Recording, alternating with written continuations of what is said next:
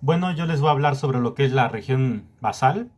Y esta región es un sitio de adhesión para las células epiteliales suprayacentes y el tejido conjuntivo subyacente. Esta región basal la podemos dividir en tres partes. Primeramente, lo que es la membrana basal, la cual se va a dividir en la lámina lúcida y la lámina basal o lámina densa. Después tenemos a las uniones célula matriz extracelular, las cuales se van a dividir en dos, que son las adhesiones focales y los hemidesmosomas. Y por último tenemos los repliegues de la membrana celular basal. La membrana basal es una estructura especializada que se ubica cerca de la región basal y de las células epiteliales y del estroma del tejido conjuntivo. Esta membrana basal, como ya lo dije, la vamos a dividir en dos, que es la lámina lúcida y la lámina densa o lámina basal. Primeramente, pues vamos a hablar de lo que es la lámina lúcida. La lámina lúcida es el espacio electrolúcido entre la lámina basal y la célula. Esta lámina tiene un espesor de 40 nanómetros y en ella hay porciones extracelulares de las células de adhesión molecular, las CAM, y específicamente son receptores de fibronectina y laminina. La lámina basal o la lámina densa va a ser muy importante. ¿Por qué? Porque aquí va a ser el sitio de adhesión estructural para las células epiteliales suprayacentes y el tejido conjuntivo subyacente. Esta lámina basal va a tener un espesor de entre 40 a 60 nanómetros. Vista con una alta resolución, podemos encontrar que hay red de filamentos, los cuales tienen un espesor de 3 nanómetros a 4 nanómetros. Esta red de filamentos va a estar compuesta por 50 proteínas, las cuales van a ser las colágenas, lamininas, glucoproteínas y proteoglucanos. Entre las colágenas vamos a encontrar colágenas de tipo 4, tipo 15, tipo 18 y tipo 17. Pero de todas estas colágenas, la más importante va a ser la colágena tipo 4, porque esta va a conformar lo que es el 50% de todas las proteínas que existen en la lámina basal. En las lamininas tenemos lo que son los receptores de integrina, los cuales van a tener una gran importancia en las interacciones célula matriz extracelular. Y las glucoproteínas vamos a tener lo que es la entactina y el nidógeno. Estos van a servir como vínculo entre la laminina y la red de colágeno tipo 4. Y por último los proteoglucanos, que vamos a tener lo que son los perlecano y la agrina. Y bueno, ¿para qué sirve la lámina basal? Tiene demasiadas funciones, como lo es la adhesión estructural, que ya lo había dicho, la compartimentalización, la filtración, los espacios integrales, sirve como armazón tisular, sirve como regulador y una fuente de señalización. En la membrana basal vamos a tener estructuras que son responsables de la adhesión de la lámina basal al tejido conjuntivo subyacente. Las podemos dividir en dos tipos, que son las fibras de anclaje y las microfibrilinas de fibrilina. Primero, las fibras de anclaje son colágena de tipo 7 y estas se van a extender desde la lámina basal hasta las placas de adhesión, hasta que se van a juntar con las fibras de colágeno tipo 3, que también las podemos llamar las fibras reticulares. Y por otra parte, las microfibrilinas de fibrilina van a fijar la lámina densa a las fibras elásticas.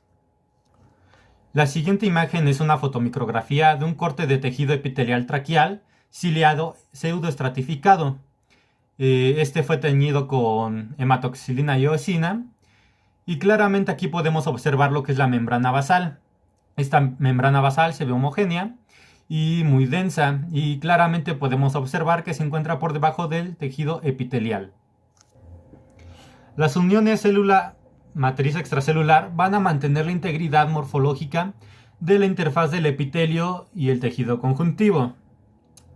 Como ya había mencionado, las vamos a dividir en dos tipos. El primero van a ser las adhesiones focales y tenemos también lo que son los hemidesmosomas. Las adhesiones focales van a fijar los filamentos de actina del citoesqueleto en la membrana basal, mientras que los hemidesmosomas van a fijar los filamentos intermedios del citoesqueleto en la membrana basal. Las adhesiones focales van a tener un papel muy importante en los cambios dinámicos que hace las células epiteliales. En este tipo de adhesión vamos a encontrar lo que son proteínas transmembrana, como lo es la integrina, y en su cara citoplasmática vamos a encontrar lo que son los fijadores de actina. Estas proteínas van a ser la actina alfa, las vinculinas, la talina y la paxina. En su lado extracelular, las integrinas se van a unir a las glucoproteínas de la matriz extracelular, y específicamente estas glucoproteínas van a ser la laminina y la fibronectina. Cabe mencionar que las adhesiones focales van a tener un papel muy importante en la percepción y transmisión de señales desde el medio extracelular hacia el medio intracelular. Los semidesmosomas aparecen en epitelios que necesitan de una adhesión fuerte y estable al tejido conjuntivo. Se pueden encontrar variantes de la unión adherente similar al desmosoma, y es muy común encontrarlos en la córnea, en la piel y mucosa de la cavidad oral, en el esófago y en la vagina. Pareciera que está presente medio desmosoma, y por eso se llama así hemidesmosoma. En él van a participar las placas de adhesión intracelular que se encuentran en su lado citoplasmático, y en esta placa van a estar tres proteínas muy importantes, que es la plectina, la BP230 y la ervina. Por otra parte, las proteínas transmembrana que van a participar va a ser la integrina alfa 4 beta 6, la colágena tipo 17 y el CD151. Muchas células que transportan líquido tienen repliegues en la superficie celular basal, que aumentan la superficie de la región basal, y esto ocasiona que haya más proteínas transportadoras y conductos. Las células que participan en el transporte activo de iones y los conductos excretorios de las glándulas salivares son más notables. Las mitocondrias se orientan en sentido vertical de los repliegues, y esto ocasiona que al verlo en un microscopio óptico tenga una apariencia estriada. Por eso mismo las glándulas salivales se les conoce como conductos estriados. Las glándulas las vamos a dividir en dos tipos, exócrinas y endócrinas. Las glándulas exócrinas van a secretar sus productos en una superficie en forma directa, o bien lo hacen a través de conductos o tubos epiteliales que están conectados a la superficie. En este tipo de glándulas podemos dividir su secreción en tres tipos, que es la secreción merocrina, apócrina y holocrina. En la secreción merocrina, los productos de la secreción llegan a la superficie de la célula en vesículas limitadas por membranas. Aquí las vesículas se fusionan con la membrana plasmática y van a vaciar su contenido por exocitosis. En la secreción apócrina se libera el producto segregado en la porción apical de la célula, y este va a ser rodeado por una capa delgada del citoplasma cubierto por membrana plasmática.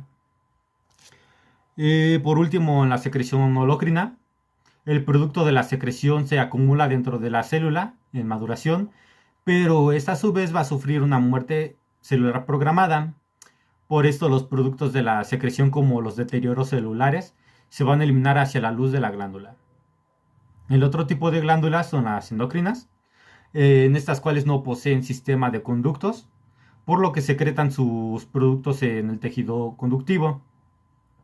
Ya que los secretan, estos entran en el torrente sanguíneo para poder alcanzar las células diana.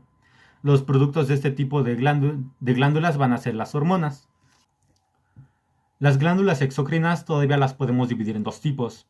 Estas pueden ser unicelulares o pluricelulares.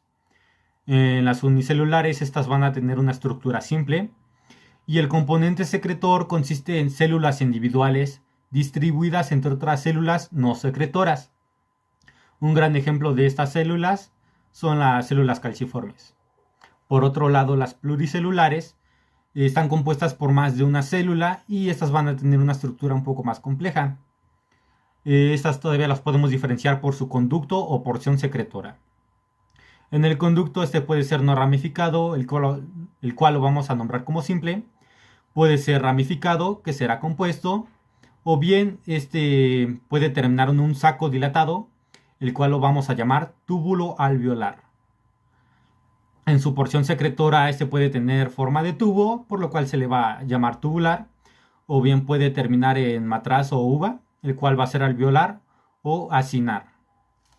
Tenemos dos tipos de secreción, las mucosas y las serosas.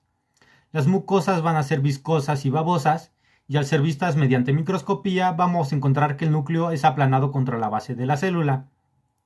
El citoplasma aparece vacío en cortes con parafina y teñidos con hematoxilina y eosina. El índole de la secreción mucosa se debe a que hay una gran glucosilación de la proteína que la conforma con oligosacáridos aniónicos. Por otra parte, las serosas van a ser acuosas y de igual forma cuando las vemos a microscopía encontramos que el núcleo normalmente es redondeado u oval. El citoplasma apical se teñe con eosina si los gránulos secretores están muy bien conservados. El citoplasma perinuclear va a aparecer basófilo y producen secreciones proteicas no glucosiladas o con escasa glucosilación. Por último vamos a hablar de los mecanismos de señalización y estos van a ser dos, la señalización parácrina y la autocrina.